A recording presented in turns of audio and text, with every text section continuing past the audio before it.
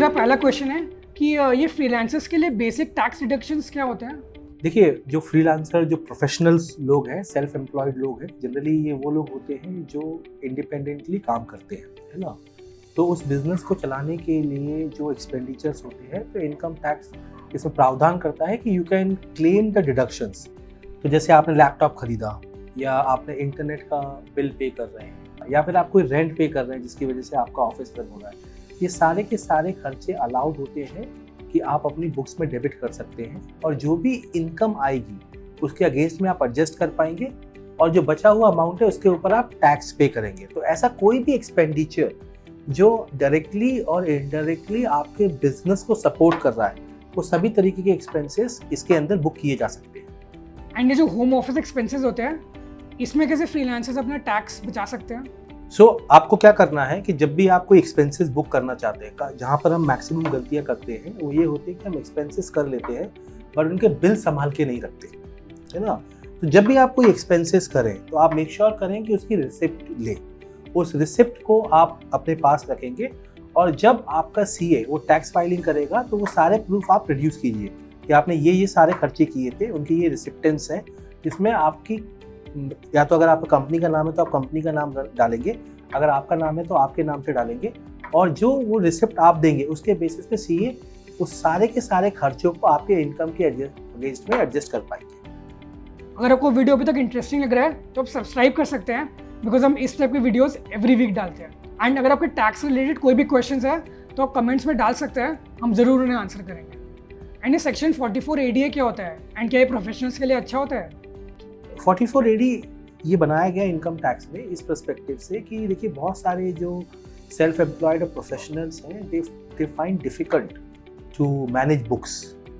तो अगर आपको बुक कीपिंग नहीं करनी है, या आपको सीए को ऑडिटिंग नहीं करानी है, तो एक सर्टेन लिमिट तक, इसमें बहुत सारे सेक्शन है, 44 AD 1, 2, 3, 4, 5, 6 इस तरीके से काफ़ी सेक्शन हैं जो अलग अलग प्रोफेशंस को अप्लाई होता है। फॉर एग्जाम्पल ट्रांसपोर्टेशन में ये बोला जाता है कि अगर आप 44 AD रिडक्शन क्लेम करते हैं तो 1 करोड़ रुपए का अगर आपका बिजनेस हुआ है तो इनकम टैक्स बोलेगा कि आपका, हम मान लेंगे कि 8% इसके अंदर मार्जिन होगा, आप उसके हिसाब से टैक्स पे कर देंगे। तो आपका 1 करोड़ रुपए का रेवेन्यू आया तो 8 लाख रुपए आपकी इनकम मान ली जाएगी, आप टैक्स पे कर देंगे। तो जब भी आप इस तरीके का इस्तेमाल करें तो आप अपने सीए से पूछें कि आप किस 44 AD के सेक्शंस में आते हैं और आपकी मैक्सिमम लिमिट क्या है, और इनकम टैक्स ने उसमें क्या प्रावधान कर रखा है। तो जरूरी नहीं है कि 8% सबके लिए अप्लाई होगा, हो सकता है टेक के केस में 50-60% अगर आप टेक कंसल्टेंट हैं, या फिर किसी और प्रोफेशन के लिए और ज़्यादा हो, तो वो आप पहले कंसल्ट कीजिए before you get into such kind of arrangement. And how do freelancers ensure GST compliance, and इसके टैक्स इम्प्लीकेशंस क्या होते हैं? हम सबको ये समझना पड़ेगा कि इनकम टैक्स फाइलिंग और जीएसटी फाइलिंग ये दोनों अलग अलग चीज़ें हैं। तो चूंकि जीएसटी मंथली बेसिस पे है, तो आपको जो भी बिलिंग हुई है, मान के चले कि आपके एम्प्लॉयर ने आपको 1 लाख रुपए की इनकम दी और उस पर आपको 18% जीएसटी चार्ज किया, और तो 1,18,000 आपके अकाउंट में जमा करा दिए, तो आपको एंड ऑफ द मंथ उसकी फाइलिंग करनी है, यानी वो 18,000 रुपये आपको गवर्नमेंट को जमा कराना है।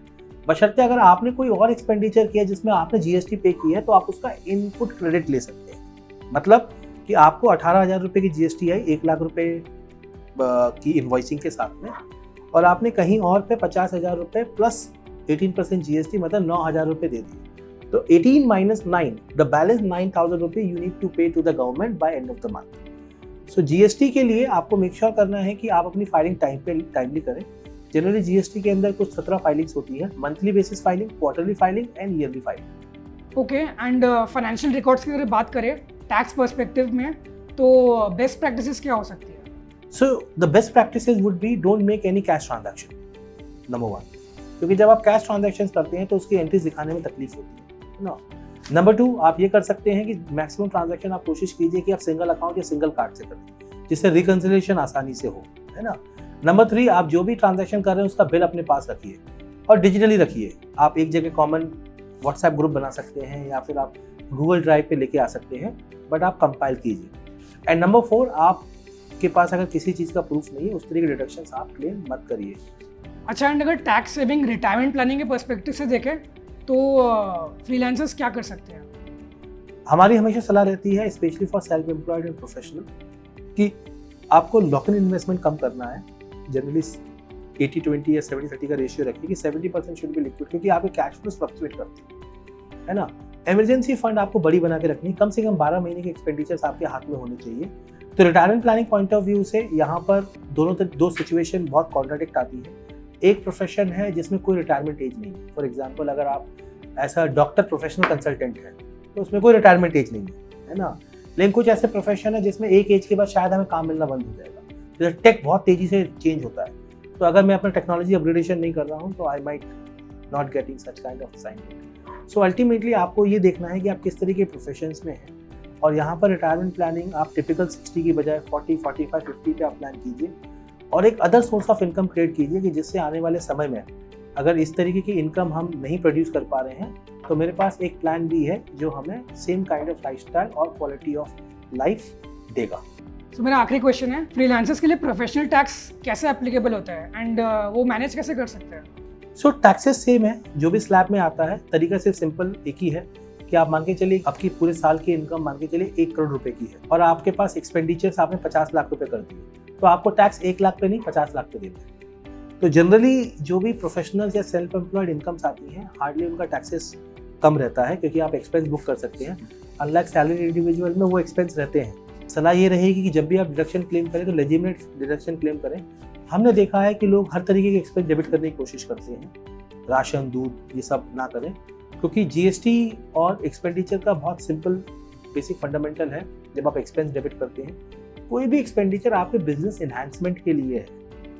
कभी कभी ऐसा होता है कि आपके एक्सपेंडिचर आपके बिजनेस इनकम से ज़्यादा होते हैं, तो उस केस में आपको टैक्स नहीं पे करना है। आपने जो भी टीडीएस क्लेम किया वो आप रिफंड क्लेम कर सकते हैं, क्योंकि हो सकता है इनिशियल इस तरीके के फेज में है।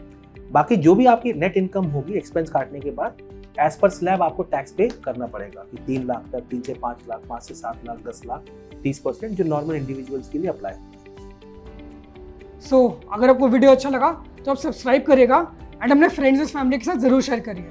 अगर आपको ऐसे और वीडियोस देखने हैं तो ये प्लेलिस्ट